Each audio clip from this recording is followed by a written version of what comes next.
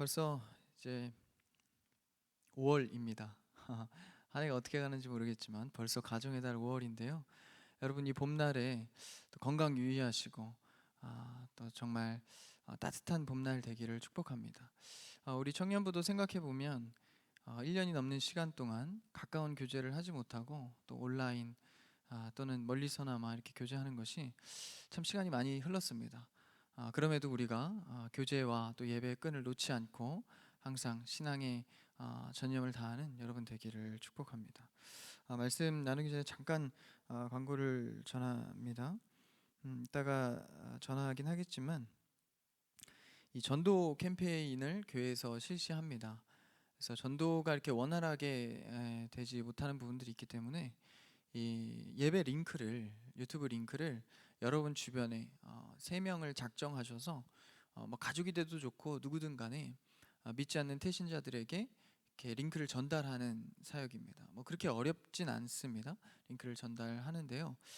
그냥 마구잡이로 대뜸 영상만 전달하면 좀 민망하기도 하고 쉽지 않지 않습니까?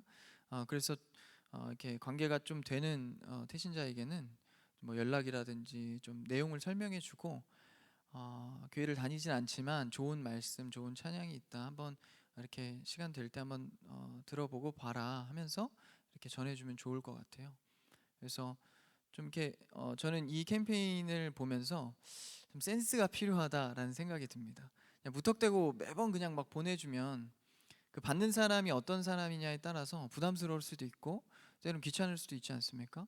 그래서 완급 조절을 잘 하셔서 보낼 때 보내고 뺄 때 빼시고 이렇게 하셔서 좀 그 사정에 맞게, 그 상대에게 맞게 좀 이렇게 실시해 주시면 좋겠습니다.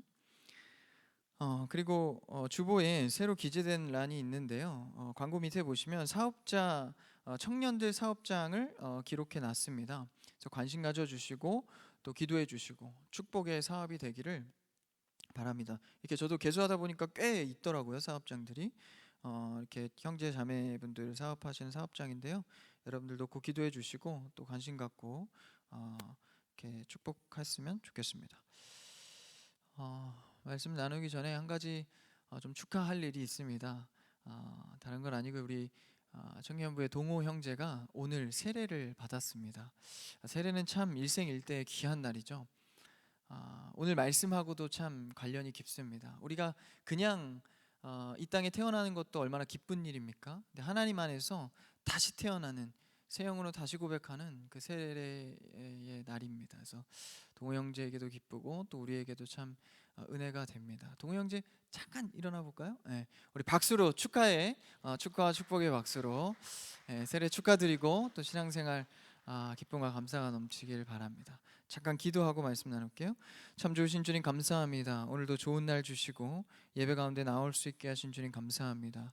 비록 코로나로 또 대면과 비대면을 동시에 드려지지만 하루속히 회복되어서 또 다 같이 예배하고 교제할 수 있는 은혜를 허락하여 주시옵소서. 또 특별히 동호 형제 오늘 세례 받았습니다. 주님께서 영을 새롭게 하시고 새 고백으로 나아가게 하시니 주님 감사합니다. 그의 삶과 신앙과 앞으로의 여정이 하나님과 늘 동행하는 천국의 삶이 되게 하여 주시옵소서. 축복하고 감사하며 예수님 이름으로 기도합니다. 아멘. 할렐루야, 반갑습니다. 우리 귀한 또 3부 예배에 함께 하신 여러분 축복합니다. 또 반가운 얼굴도 보이고요. 오늘 또 개인적인 일정으로 못 오신 분들이 좀 있는데 뭐 어쨌든 그분들이 좀 보고 싶네요. 오늘따라. 네. 어쨌든 우리 말씀을 한번 보겠습니다. 오늘 말씀은 출애굽기 11장 1절에서 3절까지 좀 짧은 말씀인데요. 우리가 요새 계속 큐티로 출애굽기 나가고 있고 또 말씀도 출애굽기를 동시에 가고 있습니다. 좀 말씀을 깊게 보기 위함인데요. 새롭게 만드시는 분이라는 제목으로 우리가 오늘 짧은 말씀을 나눠보기를 원합니다. 오늘의 말씀의 제목처럼 하나님께서는 우리를 새롭게 만드시는 분입니다. 그러니까 이 대명제와 일단 결론적으로 말을 떼면 하나님께서는 우리를 고쳐 쓰시는 분이 아닙니다. 좀 업그레이드 시켜서 좀 못난 거 좀 잘 되게, 잘난 거 제거하고 뭐 이렇게 쓰시는 분이 아니라 애초부터 우리에게 주신 은혜는 새로운 은혜입니다. 완전한 전의 삶을, 하나님과 함께하지 않았던 삶을 끊어내시고 이제는 본격적으로 하나님과의 삶을 시작하게 하시는, 새로운 삶을 여시는 하나님의 방법입니다. 그래서 하나님께서 우리에게 은혜로 역사하실 때는 항상 새롭게 역사하십니다. 그러니까 우리를 그냥 서포터해 주는 분이 아니라 앞장서서 내 삶을 전환시켜 주시는 분이 바로 하나님입니다. 그 대명제를 갖고 오늘 말씀을 보기를 원하는데요. 오늘 말씀은 출애굽기에서 이제 10가지 재앙이 있습니다. 애굽에서 이스라엘 히브리인들을 빼내는 과정에서 하나님께서는 10가지 재앙을 통하여서 애굽에 경고하시고 이스라엘 백성에게 하나님을 알리시면서 그들을 빼내게 됩니다. 이것은 예전부터 예언되어 오고 하나님께서 약속하신 말씀이기 때문에 이것을 단지 우리의 시각적으로 또 청각으로 보면서 이루는 것을 보게 하는 것뿐이지, 사실은 이것은 하나님이 예언했을 때부터 이루어진 말씀입니다. 그래서 하나님께서 이 마지막 재앙 가운데 오늘 말씀이 이제 그 10가지 재앙 중에 한 가지 마지막 재앙을 남겨놓고 있는 코앞의 상황입니다. 근데 이제 9가지 재앙까지 하나님께서 쭉 이어서 내리시면서 이 마지막 10가지 재앙은 조금 특별합니다. 나머지 재앙 그냥 이어서 쭉쭉 재앙을 내리셨는데 뭐 피재앙, 개구리 재앙, 메뚜기 재앙 해서 계속 내리시다가 마지막 한 가지 재앙을 앞에 두고 특별한 오늘의 말씀을 언급을 하십니다. 그러니까 마지막 재앙을 예고하고 있는 것이죠. 다른 재앙과는 좀 차별된 모습을 보입니다. 그래서 10가지 재앙을 기다렸다가 여지를 두고 이제 9가지까지 내리고 여지를 두고 마지막 재앙을 내리시는 것이죠.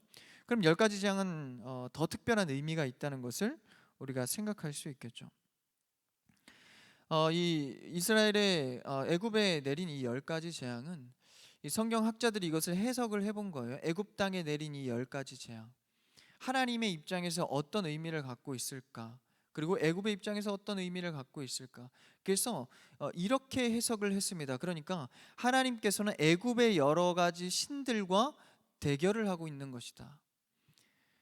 그래서 당시 어떤 자연 재해나 뭐 이런 신비한 일들이 뭐 지금에서야 과학의 기후로 뭐 해석을 할 수 있겠지만 당시에는 모두 다 신들의 영역이다, 이렇게 생각을 한 것이죠. 그렇기 때문에 이런 재해들에 대해서는 하나님과 그 신들이 전쟁하고 있는 것이다, 그렇게 해석을 한 겁니다. 근데 이러한 뜻도 있지만 실제적으로는 하나님께서 뭡니까? 이 우상 신들을 괴멸해 가는 것도 있지만 그 상황에서 더 큰 틀은 뭡니까? 하나님 자신이 누구인지를 드러내고 있는 것이죠. 왜 굳이 하나님께서 이 10가지 재앙을 겪으시면서 이렇게까지 구체적인 과정으로 단계를 밟아서 그들을 빼내길 원하실까? 사실 하나님이시면 하나님은 전지하시고 전능하시기 때문에 그냥 한 번에 그들을 구원해도 되지만 구태여 이렇게 복잡한 10가지 재앙을 내리는 방법을 선택하셨다라는 것이죠. 우리가 그 의미를 좀 보면서 하나님의 메시지를 받기를 원하는데 1절 말씀을 한번 같이 읽어볼까요? 오늘 본문 1절입니다. 1절 시작. 여호와께서 모세에게 이르시기를 한 가지 재앙을 바로와 애굽에 내린 후에야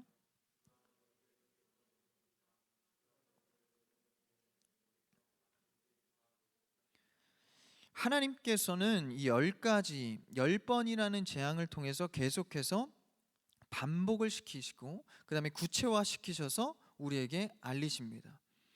그러니까 하나님께서 무언가 말씀하심에 있어서 반복적으로 계속 말씀하시는 거예요. 강조하고 있는 것이죠. 그러니까 우리에게 하나님의 방법은요 늘 반복적이고 강조하기를 원하십니다. 왜요? 잘 알아듣도록 하기 위함입니다. 그러니까 하나님께서는요 하나님의 고집대로만 우리에게 행하시는 것이 아니라 우리에게 맞춰주셔서 한 번에 안 되면 알려주시고 구체화시키시고 반복해서 말씀하십니다. 이스라엘 백성도 그렇고 애굽들도 이 애굽의 사람들도 이 10가지 재앙 동안 9가지 재앙 동안 잘 알아들었나요? 잘 알아듣지 못했습니다. 그럼에도 불구하고 하나님께서는 계속해서 이 재앙들을 통해서 말씀하고 계신 것이죠. 뭘 말씀하십니까? 바로 하나님 자신이 누구이신지를, 하나님의 어떠하심을 계속해서 말씀하고 계십니다. 그러니까 재앙에서, 경고에서, 심판에서 무섭게 한다거나 하나님 이스라엘 백성들 앞에 하나님이 대단한 뭐 그런 것보다 하나님이 누구이신지를 알리기 위함입니다. 여러분, 그러니까 우리의 삶에 나타나는 모든 현상들과 그리고 내 삶에 나타나는 역경, 고난들, 수많은 이 시간들 속에서 하나님께서 뭘 발견하기 원하십니까? 하나님 자신이 누구이신지를 발견하기 원하는 것이죠. 그래서 우리는 항상 내 삶의 어떠한 사건이나 환경을 볼 때 항상 어디로 귀결돼야 합니까? 하나님은 나에게 어떠한 분이시구나. 하나님은 나에게 이러이러한 분이시구나. 이것을 발견해 가는 게 사실 우리의 삶입니다. 그러니까 우리의 삶 동안 평생 하나님과 씨름하는 게 뭡니까? 하나님의 말씀을 알아듣는 것. 그래서 사람과 대화를 해봐도 못 알아들으면 굉장히 힘들지 않습니까? 그래서 관계할 때 누가 좋아요? 대화가 잘 통하는 사람들. 잘 알아듣고 그 말에 대해서 또 피드백도 해주고 또 그 말을 또 해주고, 주거니 받거니가 잘 되는 사람이 참 교제하고 싶고 좋지 않습니까? 하나님도요, 우리와 대화가 되기를 원하십니다. 그래서 우리 입장에 맞춰서 늘 말씀해 주시고, 안 되면 반복하시고, 안 되면 구체화시키시고, 그래서 하나님께서 계속 우리의 입장에서 하는 방법을 쓰십니다. 그래서요, 우리의 삶에서 좀 긴 시간이 걸릴지라도 항상 하나님께서는 하나님이 누구이신지를 알리고 계십니다. 근데 그 방법들을 보면요, 저도 경험해 보지만 하나님의 방법들은 늘 시간이 오래 걸립니다. 그래서 깨닫게 하시는 경우가 굉장히 많다라는 것이죠. 우리가 아는 하나님이 다가 아니라는 거예요. 그러니까 우리가 이미지적으로 생각하는 그냥 참 좋으신 하나님, 은혜의 하나님, 근데 그것으로 그치는 것이 아니라 내 삶 속의 시간을 거치면서 하나님이 진정으로 나에게 어떠한 분이신 것을 알린다라는 것이죠. 당연히 그 교제의 시간 속에는 시간이 많이 걸립니다. 왜요? 하나님이 우리의 입장에서 교제하고 계시기 때문입니다. 그러니까 하나님 입장에서 전적으로 한다면 뭐 단번에 되기도 하겠죠. 근데 우리 입장을 고려해서 항상 일하시기 때문에 한 가지, 두 가지, 세 가지, 10가지 재앙에 거칠 때까지 반복해서 알아듣도록 우리와 교제하시는 것입니다. 그래서 우리는 날마다 내가 아는 하나님을 넘어서 날마다 새로운 하나님을 만나가야 합니다. 참, 오늘의 하나님은 나에게 이렇게 임하시는구나. 내가 알던 하나님이 날마다 갱신되어서 새로운 하나님, 좋으신 하나님 계속 발견해 가는 것이죠. 그래서요, 하나님의 말씀을 알아듣는 것은 너무 급하게 욕심을 부리면 안 됩니다. 저도 지금까지 신앙생활 해오면서요, 여태까지도 못 알아듣는 사건들이 아직도 많습니다. 그래서 저는 기대를 해요. 전에 하나님께서 이렇게 일하셨던 것이 앞으로 나에게 어떤 의미로 펼쳐질까? 예를 들면 제가 너무 어릴 때 중고등학교 때 했던 공부라든지 전공이라든지 옛날에 맺었던 관계라든지 실패했던 기억, 누구와 만나서 상처받았던 것, 이런 것들이 아직까지도 10년, 20년이 지났는데도 그때 왜 그랬지? 아직도 저는 모르는 사건들이 너무 많습니다.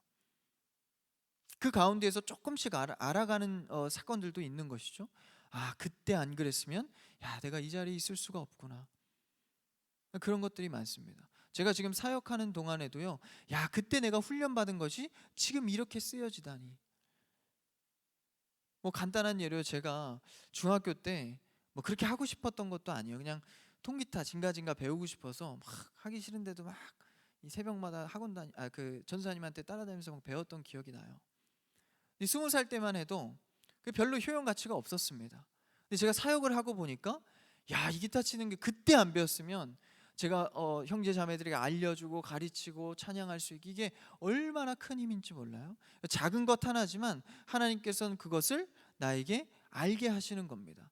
하나님께서 조그만한 것도 나를 세우시고 사용하시는. 근데요, 지금까지도 아직도 모르는 게 너무 많습니다. 하나님께서는 스쳐 지나가는 시간들 속에서도 결코 헛되게 만들지 않습니다. 근데 우리는 그 생애 동안, 이 긴 시간 동안 하나님께서 알게 하시는 것이죠. 반복하시고 구체화시키시고. 그래서 우리는 항상 하나님의 뜻을 급하게 알려고 하는 욕심을 내어놔야 됩니다. 그러니까 우리가 항상 급하게 받으려는 욕심이 있어요. 하나님 이거 왜 이런 건가요? 빨리 응답해 주세요. 해결해 주세요. 근데 하나님의 방법은요, 늘 그 염려와 어려움을 통해서 뭘 원하십니까? 하나님이 누구인지를 알기를 원하십니다. 그래서 시간이라는 수단을 통해서 우리를 알게 하시는 것이죠. 급했던 여러분의 마음들을, 욕심들을 내려놓고 하나님을 전생에 걸쳐서 알아가는 여러분 되기를 축복합니다. 그래서 하나님은 애굽의 신과 이렇게 싸우는 모양새, 그것을 보이고 있죠. 애굽에는 수많은 신들이 있었습니다. 당시에는 수십 가지 수백 가지 신들을 섬기는 애굽의 문화가 있었습니다. 근데 우리 크리스찬들의 입장, 이스라엘의 입장이나 하나님의 입장에선 그 신들이 실제 존재하는 신들입니까? 그렇지 않습니다. 없는데 애굽 사람들이 만들어낸 신이다라는 것이죠. 오직 유일한 신은 하나님 한 분이십니다. 할렐루야. 근데 애굽에서 신을 만들어낸 거예요. 근데 하나님께서는 이 10가지 재앙을 통해서 마치 애굽의 신들이 있는 것 마냥 그 우상의 신들을 괴멸해가는 방식으로 재앙을 내리십니다.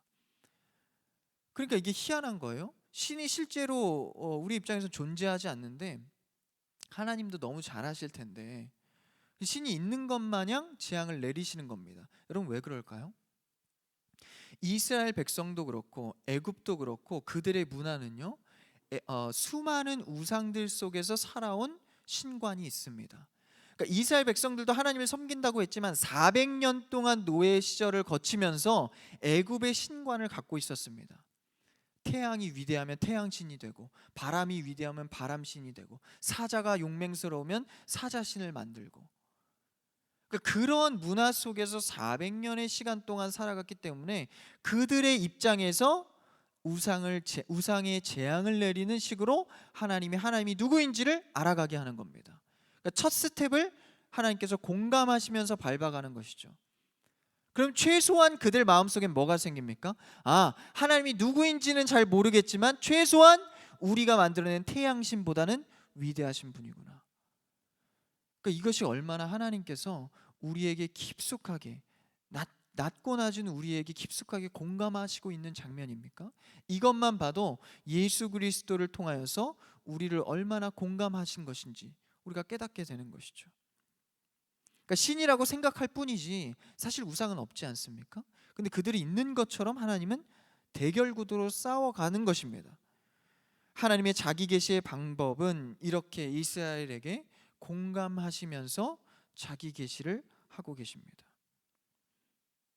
그래서요, 때로는 하나님께서 어떤 우리의 상황과, 그러니까 사실 애굽의 이런 가짜 신들을 보면서 하나님이 얼마나 우스웠겠습니까?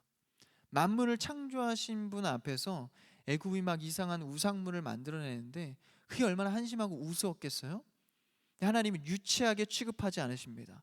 그것을 그들의 마음 그대로를 공감해 주십니다. 그러니까요, 우리가 하나님 앞에서 우리의 기도 제목이나 또는 우리의 사정들이 정말 아무것도 아닌 것처럼 보일 수 있습니다. 우리가 어린아이들의 사정을 보면 좀 유치할 때가 있지 않습니까? 아무것도 아닌 일인데 아이들은 막 심각한 거예요. 막 이거 뭐 고장났어요. 혹은 막 제가 날 괴롭혔어요. 인생 일대의 위기인 것처럼, 그렇죠? 근데 하나님께서 우리를 볼 때도 그러한 기도 제목이 태반일 거란 말이죠. 근데 하나님께서 그걸 무시하지 않습니다. 어떻게 해요? 같이 낮아지셔서 공감하시고 그 문제를 해결해 가십니다. 그러니까 우리가, 여러분 여기도 이제 교육자들 계시죠? 이제 아이들을 교육할 때요, 가장 중요한 게 뭐죠? 아이들 위에 서서 누르듯이 가르치면 그것은 교육이 아닙니다. 그건 지시고 명령이죠. 진짜 교육은 뭐죠? 그들처럼 낮아져서 그들의 눈높이대로 진심으로 생각해서 하는 게 교육입니다. 여러분 뭐 유치원 계신 분들 있고 어린이집 이제 계신 분들이 있으시죠? 어떻게 하죠? 그들의 눈높이에 맞춰서 받아주고 알려주지 않습니까? 내 수준에서 알려주나요? 그렇지 않죠. 아이들을 가르칠 때도 그러한데 하물며 하나님께서도 우리에게 자신을 알리실 때, 우리를 구원 사역에 이끌어 가실 때 그렇게 우리의 사정 속에 들어오신다라는 겁니다. 그래서 하나님은 진심으로 공감하고 계신 겁니다. 그런 하나님 앞에 그런 하나님 앞에 우리가 어떻게 서야겠습니까? 그렇죠? 그래서 이스라엘 백성을 구원하는 하나님이 그렇게까지 공감하시면서 우리에게 알리십니다. 뭐 때문에요? 우리를 구원하시려고. 우리를 구원하시려고. 그래서 이스라엘 백성뿐만 아니라 사실은 그 속에 있는 애굽 백성들 중에도 구원할 백성이 있었겠죠. 그래서 그들의 신관을 무너뜨리고 무너져야 할 그런 신관을 이 재앙을 통해서 보이는 것입니다. 우리 안에도 무너져야 할 신관이 있죠. 하나님을 우리가 맘대로 이미지화해서 새겨놓은 그림들이 얼마나 많습니까? 뭐 하나님 앞에 정말 세상적인 축복이 있어야 그것이 좋으신 하나님으로 생각하고, 내가 만들어 놓은 이미지의 하나님이 너무 많다는 것이죠. 옳은 일, 그리고 도덕적으로 좋은 일을 했을 때 하나님께서 일하신 것이고, 그런 이미지를 우리는 날마다 새롭게 그런 신관이 무너져야 합니다. 하나님에 대해서 만들어 놓은 이미지, 그런 것들을 물론 이제 은혜의 경험으로 만들어진 것도 있겠지만 정리되지 않은 하나님의 모습들이 너무 많습니다. 그러니까 세상의 이치와 방법으로 결부시켜서 하나님을 생각하는 거예요. 돈 많이 벌면 그냥 축복이고, 내 인생 잘 되면 그냥 하나님이 다 일하신 거, 그냥 그런 단순한 논리 속에서 하나님은 그냥 그러한 분, 내 마음에 그려놓은 하나님이 아니라 하나님께서 나에게 어떻게 일하셨는지를 발견해야 합니다. 하나님께서는요, 우리 안에 내가 만들어 놓은 우상의 하나님을 지워내시고 새롭게 만들어 가십니다. 우리는 그 앞에 순종하는 예배자가 되기를 원하는 것이죠. 그래서 하나님은 이 출애굽기 주제가 무엇입니까? 자기 계십니다. 하나님이 누구인가? 그래서 계속 그 기적 다음에 하나님께서 어떤 말씀을 하시죠? 나는 너희의 여호와 하나님이다. 여호와 하나님은 뭐죠? 스스로 계신 분. 나는 너희의 여호와 하나님이야. 이걸 강조하고 계십니다. 그래서 애굽 왕 바로를 굴복시키는 10가지 재앙을 통해서, 그래서 애굽과 이스라엘에게 하나님을 알리고 계시죠. 그래서 그들의 삶의 가치관과 세계관을 바꿔가는 것입니다. 그러니까 10가지 재앙을 해도 사실 그렇게 쉽게 바뀌지 않았습니다. 눈금 한두 개 정도 바뀐 겁니다. 그리고 또 어디 나아가죠? 광야에 나아갑니다. 광야 40년 동안 또 하나님을 경험하면서 조금 눈금이 발전합니다. 그리고 가나안 땅에 가서도 또 실패해요. 그러면서 또 하나님에 대해서 조금씩 알아갑니다. 그러니까요, 우리의 인생의 삶은요, 이 가치관과 하나님의 개념을 바꿔가는 게 굉장히 어렵다는 겁니다. 여러분, 내가 생각하는 거 하나 바꿔가는 게 굉장히 힘들죠. 어렵습니다. 우리가 개념 하나, 내 생각 하나 바꾸는 게 굉장히 한참 걸립니다. 안 그러면 충격적인 일을 경험하거나, 그렇죠? 시간이 긴 시간 동안 바뀌어가거나 뭐 그런 거죠. 근데 심지어는 여기서 지금 하나님께서 뭘 바꾸는 과정을 하시는 겁니까? 종교를 바꿔내는 겁니다. 그들의 애굽에 있던 신관을 바꿔내는 겁니다. 그러니까 우리 마음속에 그려내는 하나님, 종교의 이미지를 하나님께서 날마다 바꾸시는 겁니다. 진짜 하나님이 어떤 분이신가? 근데 여러분, 이거 굉장히 쉬운 일이 아니다라는 것이죠. 어렵습니다. 그러니까 이렇게 한번 생각해 볼까요? 여러분 지금 교회를 다니면서 하나님을 믿고 있지 않습니까? 근데 갑자기 이제 불교의 경전이 내 안에 마음에 들어와서 은혜를 받기 시작하는 거예요. 그래서 불교에 가서 이제 공양을 하고 절을 하면서 그걸 알아가는 겁니다. 여러분, 쉬울 것 같습니까? 내 안에 그리스도의 가치관이 있는데, 하나님께서 나를 위해서 예수 그리스도 죽으신 그 사랑이 있는데 갑자기 불교로 전향을 하는 거예요. 여러분, 그게 쉬울 것 같습니까? 그 가치관이 쉽게 들어올까요? 평생을 걸쳐서 개종하려고 해도 아마 어려울 겁니다. 여러분, 근데요, 지금 애굽 땅에서 400년 동안 신관을 갖고 있던 자들이 이제 막 모세를 통해서 하나님을 조금 알기 시작한 겁니다. 여러분, 이게 쉽겠습니까? 우리의 마음속에도 하나님을 내 맘대로 만들어낸 이미지가 너무 굳혀져 있다는 겁니다. 여러분, 신앙의 태도와 마음은 늘 유연해야 합니다. 아, 하나님이 이렇게 일하시네? 그럼 이런 하나님, 이것만 고집하는 게 아니에요. 때로는 우리를 고난의 길로, 때로는 우리를 기쁨의 길로, 그럴 때마다 우리가 유연하게 견뎌낼 수 있는 하나님에 대한 시선이 있어야 합니다.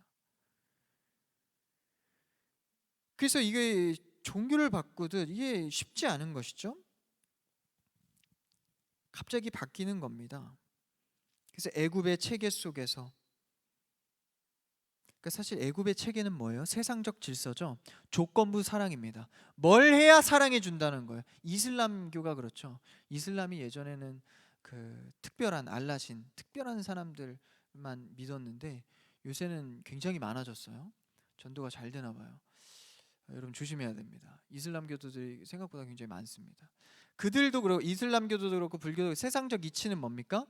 뭔가를 해야 사랑해 준다는 거예요. 신이. 그러니까 조건부 사랑입니다. 열심히 공양도 드리고 기도도 하고 예배도 열심히 드려야 사랑해 준다는 겁니다. 하나님께서, 신께서. 그러니까 이건 조건부 사랑이죠. 근데 우리 기독교는 어떻죠? 조건부 사랑이 아닙니다. 그냥 무조건적 사랑입니다. 우리가 잘난 것 없고 늘 실패해도 하나님은 이미 선택해 놓으셔서 우리를 사랑하시는 겁니다. 왜요? 이유가 없습니다. 하나님의 기쁘신 뜻대로입니다.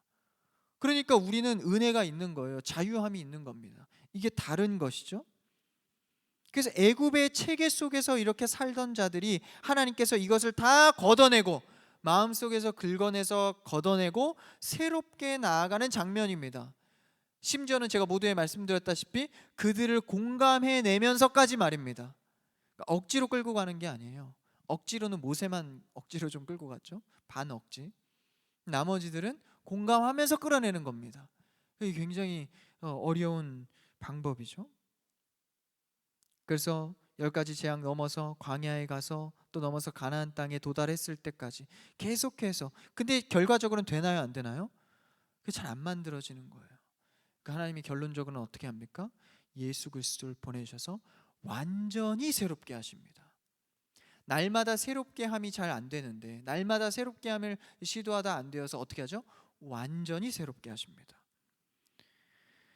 그래서 고치려는 것이 아니라 새롭게 하는 것이죠. 우리가 그러한 신앙관을 가져야 합니다. 하나님께서 우리를 고치셔서 쓰시는 분이 아닙니다. 새롭게 하시는 것이죠. 혹자가 이런 말을 하죠. 사람은 고쳐 쓰는 거 아니다, 이런 말을 하지 않습니까? 그래서 세상에서 어떻게 해요? 안 될 것 같은 사람은 어떻게 하죠? 자릅니다. 직장에서 잘려보신 분들이 계신가요? 이 사람을 고쳐 쓰지 않아요. 세상은 그냥 자릅니다. 교제를 차단하고 그냥 관계를 끊습니다. 근데 우리는 어떠하죠? 하나님의 신앙관 속에서는 어떠합니까? 이 고쳐지지 않는 인간을 어떻게 합니까? 새롭게 하시며 세우십니다. 그래서 주님은 최후까지, 될 때까지, 할 것의 마지막까지, 예수 그리스도가 죽음까지, 예수 그리스도가 죽으심으로, 그게 최후죠. 하나님의 최후의 방법입니다. 그랬을 때 우리의 그 하나님께서 우리를 새롭게 하시는 그 방법을 보면서 바로는 어떠합니까? 이 10가지 재앙 속에서 끝까지 반응하지 않습니다. 그래서 10번째에 어떻게 하죠? 장자들의 죽음. 애굽 땅에 태어난 첫 아들, 장자를 다 죽입니다. 하나님께서. 그게 마지막 재앙이죠. 그 장자의 죽음을 통하여서 이제 바로도 꺾여지게 됩니다. 그제서야 그때의 애굽 땅에 통곡 소리가 울려 퍼지죠. 여러분 생각해 보세요. 수많은 사람들이 첫 아들이 다 죽는 겁니다. 여러분 그 도시가 얼마나 큰 애곡 소리가 났겠습니까? 그래서 하나님은 그 10번째 재앙까지 내리시면서 이제 새롭게 쓰는 이스라엘을 이제 자기 계시를 하는 거죠. 이스라엘에게. 그래서 완전한 새로움을 선포하고 있는데요. 그게 다음 절 2절에 나옵니다. 2절을 한번 읽어볼까요? 2절 시작. 백성에게 말하여 각기 이웃들에게 은금 패물을 구하게 하라 하시더니, 이제 마지막 재앙을 앞두고 하나님께서 이스라엘 백성들에게 뭐라고 합니까? 이제 니네가 나갈 건데 이웃들에게, 여기서 이웃들은 누구죠? 애굽 사람들에게 은금 패물을 구하게 하라. 구하게 하라는 원어적 해석으로 보면 갈취하다입니다. 뺏어내라, 너희들의 몫을 취해라라입니다. 구하라라는 것이죠. 그러니까 여기서 나가는 구원의 문제도 급박한데 지금 은금 패물을 챙기라는 거예요. 이게 무엇입니까? 신명기, 그러니까 하나님의 율법의 말씀에 보면 이렇게 나와 있습니다. 신명기 15장 13절에서 15절을 한번 읽어볼까요? 한번 띄워주세요. 앞에 있습니다. 시작. 그를 놓아 자유하게 할 때에는 빈손으로 가게 하지 말고 내 양 무리 중에서 타작 마당에서와 포도주 틀에서 그에게 후히 줄지니 곧 내 하나님 여호와께서 내게 복을 주신 대로 그에게 줄지니라. 너는 애굽 땅에서 종되었던 것과 내 하나님 여호와께서 너를 속량하셨음을 기억하라. 그것으로 말미암아 내가 오늘 이같이 내게 명령하노라. 신명기는요 하나님의 율법의 말씀입니다. 그러니까 하나님께서 어떻게 해야 된다는 것을 법으로 정해놓은 말씀입니다. 근데 이게 언제죠? 이스라엘 백성들이 애굽 땅에서 나온 뒤입니다. 그러니까 하나님의 말씀을 제정해 놓은 거예요. 그 말씀의 제정에서 뭐라고 하나요? 종이 자유함 풀려날 때는 그에게 합당한 그 값어치의 은금 패물을 주라는 겁니다. 그가 여태까지 일했던 거, 뭐 쉽게 표현하면 퇴직금이랄까요? 그러니까 그 합당한 예물을 줘서 종을 내보내라는 거예요. 내보낼 때. 그러니까 여기서 종살이했던 지금 이스라엘 백성들이 노예에서 풀려나는 것만 해도 감사한데 지금 은금을 주는 거예요. 은금을 갖고 나가게 하라는 겁니다. 하나님께서 대우하는 방법이죠. 노예를 풀어줄 때 은금을 주어서 풀어줘라. 여러분 이게 뭐라고요? 하나님의 법입니다. 법으로 제정한 거예요. 그러면 애굽에서 이스라엘 백성들이 나갈 때 반드시 은금을 가져가야 하나님의 법 속에서 풀려나게 됩니다.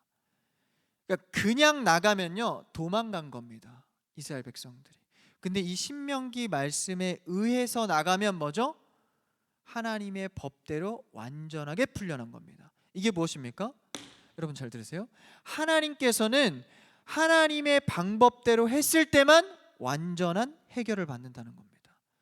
그러니까 이들 애굽 사람들이 이스라엘 백성들이 가장 중요한 게 뭐예요? 지금 탈출하는 겁니다. 그렇죠? 우리의 기독 제목이 중요한 게 뭐예요? 이게 해결받는 겁니다. 근데 거기서 뭐가 중요해요? 하나님은 뭐가 중요하다는 거예요? 그 과정, 방법이 중요하다. 탈출하긴 하는데 너희 기도 응답하긴 하는데 그 과정을 하나님의 법대로 하라라는 것입니다. 여러분 우리는 하나님 앞에서 일만 해결되면 되는 존재들이 아닙니다. 하나님의 방법대로 했냐 안 했냐가 중요한 결정이 되는 겁니다. 하나님이 인정을 받는 것이죠. 그래서 이것을 신명기 말씀 이제 나중에 나오는 겁니다. 하나님의 법이. 그러니까 그들이 지금 나가는 것도 애굽 땅에서 빨리 도망가는 것도 지금 급박한데 애굽 사람들에게 돈을 갈취해서 그러니까 받아내서 나가라는 거예요. 이거 얼마나 어렵습니까? 나중에 신명기 말씀을 보니까 뭐예요? 아, 그때 돈 받았던 것이 이래야 완전한 노예의 해방을 하나님께서 인정해 주시는 거구나를 깨닫게 된다라는 거예요.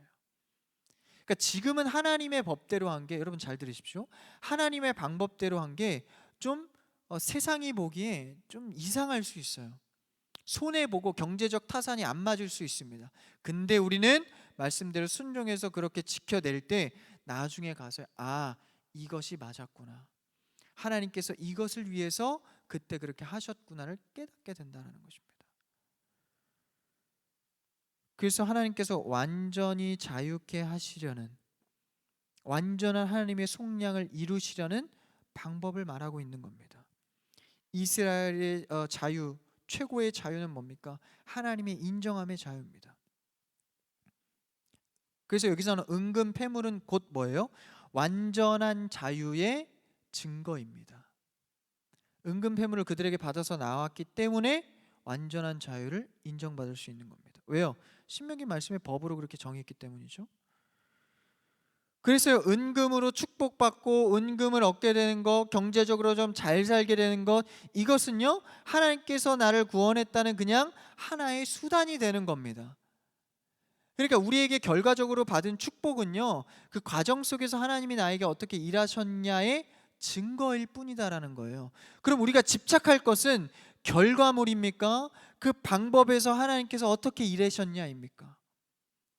하나님의 방법으로 내가 말씀을 어떻게 순종하고 인내했냐의 문제다라는 것이죠. 그렇게 하지 않았다면 아무리 애굽을 탈출했어도 그건 그냥 도망자의 신세에 불과합니다. 이스라엘 백성들은 도망자가 아닙니다. 하나님 앞에 떳떳한 자유인이 된 것입니다. 그게 다른 거예요.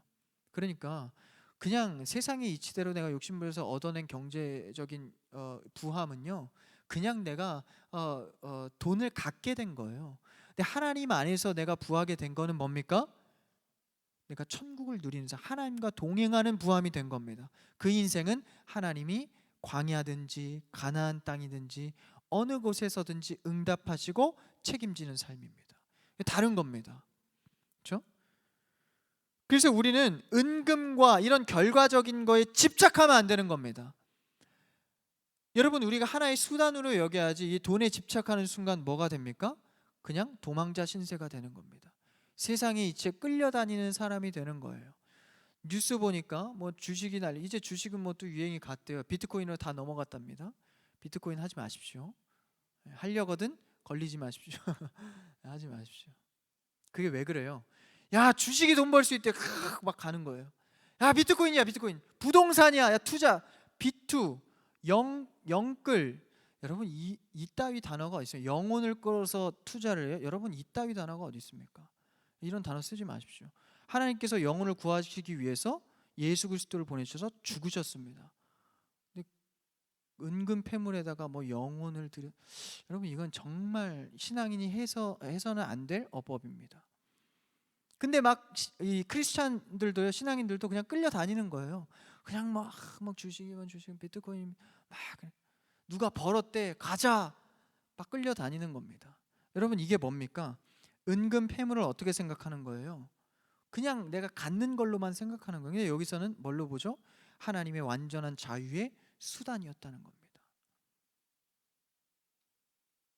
여러분에게 주어진 응답이 있습니까? 축복이 있습니까? 그것을 통해서 하나님을 발견할 수 있는 여러분들을 축복합니다. 하나님을 발견해야 됩니다. 내 안에 이런 일들이 왜 일어났지? 하나님께서 이것을 왜 주셨지? 왜 이렇게 행하시지? 하나님의 자기 계시를 발견해 나가야 하는 것이죠. 그래서 여러분, 우리가 하나님 안에서 채워지는 것들은 소망이 있습니다. 그들에 대한 하나님의 계획과 언약은 이미 전부터 사실 설계한 것입니다. 그때그때 설계하시는 하나님이 아닙니다. 하나님께서는 이미 늘 우리에 대해서 계획하고 계신 것이죠. 그러니까 이 이스라엘의 지금 출애굽하는 것과 은금 폐물을 갖고 나온다는 것은 사실 시작부터 약속이 돼 있던 말씀입니다. 창세기로 앞으로 가볼까요? 창세기 15장 14절을 한번 읽어보겠습니다. 같이요, 시작. 그들이 섬기는 나라를 내가 징벌할지며 그 후에 내 자손이 큰 재물을 이끌고 나으리라. 여기서 그들이 섬기는 나라가 뭐죠? 400년 동안 노예 섬겼죠. 애굽 나라. 그 나라를 어떻게 한다고요? 징벌할 거라는 겁니다. 그 후에 내 자손이 큰 재물, 은금 폐물을 이끌고 나으리라. 이게 뭡니까? 창세기 말씀입니다. 이미 이때부터 예언된 말씀을 하나님께서는 이뤄 가시는 겁니다. 그러니까 우리는 현상을 바라보는 게 아니라, 내 환경을 바라보는 게 아니라 약속의 말씀을 붙들고 나아가는 겁니다.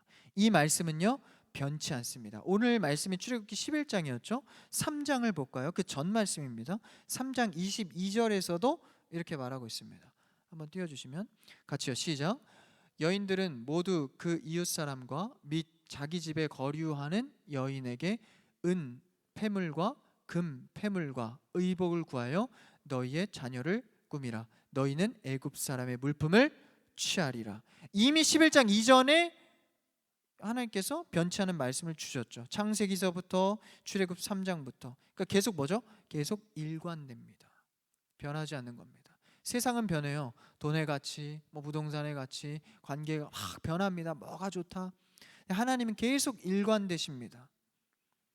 너희가 구원을 애굽 땅에서 받을 건데 은금 패물을 갖고 완전한 속량으로 나오게 될 것이다. 그래서 이 신앙인들은 누가 어떤 싸움에 누가 하나님의 약속의 말씀을 계속 붙들고 있느냐, 이 싸움입니다. 누가 신앙의 자리를 끝까지 버티고 지키는가. 여러분, 쓰러지고 실패하고 어렵고 좌절할지라도 그 자리에 계시는 여러분 되기를 축복합니다. 항상 예배의 자리를 지키십시오. 기도의 자리를 지키십시오. 찬양하는 자리에 거하십시오. 끝까지 약속을 붙드는 자가, 버티는 자가 그 일관된 말씀을 성취될 때 보게 된다라는 것입니다. 그래서 뭐 내가 좋을 땐 예배 드렸다가 또 안 되면 그냥 놨다가 여유로우면 또 버렸다가, 여러분, 이런 자는 하나님을 볼 수가 없습니다. 하나님이 일하심을 볼 수가 없는 것이죠. 하나님의 말씀을 변치 않고 일관되십니다. 그래서 창세기 15장, 출애굽 3장, 그 다음에 오늘 말씀 출애굽 11장 넘어서 이제 출애굽 12장 36절 이제 실제 이루어지는 거죠. 그 말씀을 한번 읽어볼까요? 앞에 있습니다. 시작. 여호와께서 애굽 사람들에게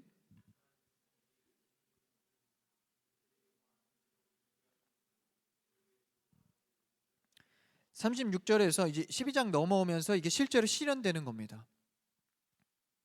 은혜를 입히게 하사 그들이 구하는 대로 주게 했다는 겁니다. 여러분 이게 말이 됩니까? 지금 애굽은요 재앙을 받은 상황입니다. 먹을 거, 입을 거, 심지어는 자녀까지 죽는 엄청난 흑암의 재앙 속에서 있는 자들이 갑자기 그 노예들 도망간다고 은근 패물을 주고 내보내겠습니까? 여러분 말이 안 되는 거예요. 근데 어떻게 한다고요? 백성들에게 은혜를 입히게 하사 애굽 사람에게 이스라엘 백성에게 은혜를 입히게 하사 그대로 구한 대로 주게 한다는 겁니다.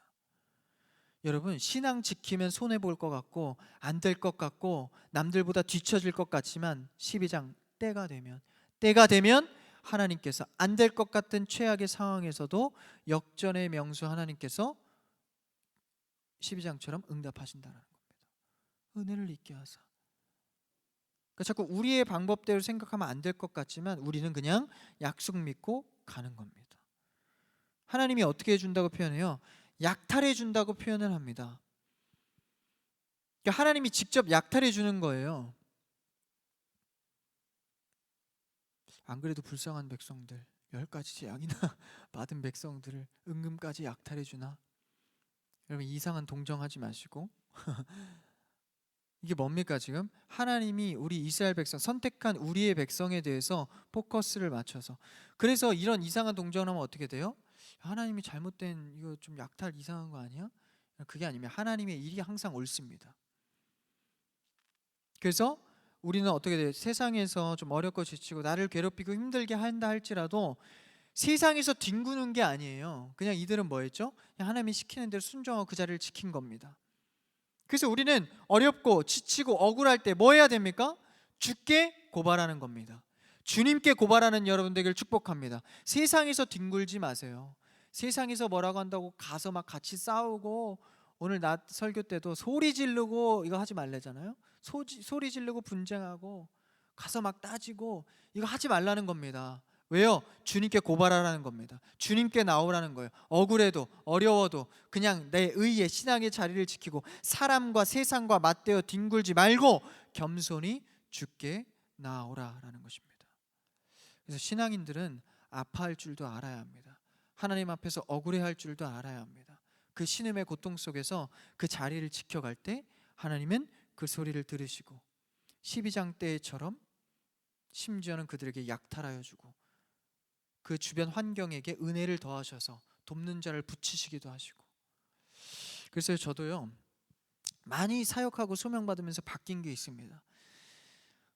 사실 저는요 이 하나님 앞에 고발하는 자가 아니라 세상에 고발하는 자입니다. 제가 이 컴플레인을 상당히 좋아하는 자입니다. 그래서 뭐 이렇게 모르겠어요. 저는 항상 어디 가면 저한테만 자꾸 그러는 것 같아요. 뭐 음식점 가면 머리카락, 뭐 수세미 이런 거 자꾸 저한테만 나와요. 희한해요. 그럼 경험하고 싶으시면 저랑 식사하시면 됩니다. 정말 자주 그럽니다. 가만히 생각해보니까 내가 좀 예민해서 그런 것 같아. 심지어는 저는요 빗자루 있죠. 빗자루 그 플라스틱 빗자루 이것까지 나온 적도 있어요. 그리고 쿠킹 오일도 나온 적 있고. 그래서 그런 경우들이 굉장히 많아요. 이상하게. 그래서 그러다 보니까 제가 이 성향이 어떻게 자꾸 바뀌어져 가냐면 컴플레인을 거는 거예요. 더 세게 거는 겁니다.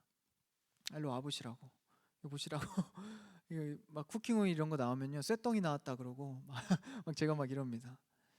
근데 그러다가요 제가 사역하고 소명받고 사역하면서요 이게 신앙인으로서 부끄러울 때가 있다라는 거예요. 너무 이러다 보니까 이게 아니다라는 생각이 들더라고요. 조금 물론 이제 할 말은 해야겠지만 그럼에도 우리가 신앙인으로서 진짜 막 분내고 이럴 게 아니라 억울하더라도 좀 손해 보더라도 잠잠한 게 맞다. 잠잠한 게 맞다. 늘 그렇게 잠잠하면요 하나님께서 처리하시더라고요. 뒤로 돌리든 어떻게 되든 그냥 나에게 평안함 주시더라고요. 근데 여러분 컴플레인하고 고발하고 소리 지르면요 찝찝한 건 누구예요? 내가 제일 찝찝합니다. 제가 이래봬도 성품이 좀 약해서 집에 가서 또 후회하고 내가 이런 건 또 제 몫이에요. 그러니까 하나님 앞에 우리는 항상 이 겸손하게 세상과 맞대어 뒹굴지 마시고 잠잠하게 주의 할 일을 바라보는 겁니다. 누가 그랬죠? 홍해 앞에서 모세가 그랬습니다. 이스라엘이 난리가 난 거, 이제 10가지 재앙 끝나고 이제 막 애굽 피해서 이제 나온 겁니다. 나왔는데 뒤에 군사들 따라오는데 앞에 딱 뭐가 있어요? 홍해가 있는 겁니다. 우리 망했다, 죽었다. 모세를 막 비난하고 죽이려 하는 겁니다. 그러니까 모세가 뭐라 그러죠? 잠잠하라, 주의 일하심을 봐라.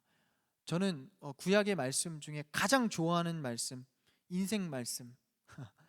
맛집 리스트만 작성하지 마시고 여러분 인생 말씀. 저는 이게 정말 인생 말씀이에요. 잠잠히 주님을 보라. 한번 읽어볼까요? 출애굽기 14장 13절입니다. 같이 읽어볼까요? 같이 읽습니다. 시작.